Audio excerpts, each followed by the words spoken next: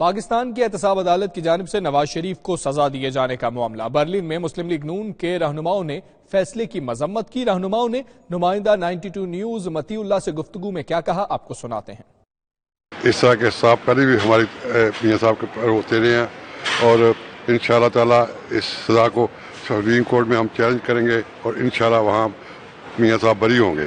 ہم یہ بتانا چاہتے ہیں کہ یہ جو قوتیں ہمارے قائد کے خلاف پروپیگنڈا کر رہی ہیں، ہم ان کے خلاف سیسا پلائی دیوار ثابت ہوں گے، اور ہم اپنے قائد کے شانہ بشانہ کھڑے ہیں، کھڑے تھے، کھڑے رہیں گے۔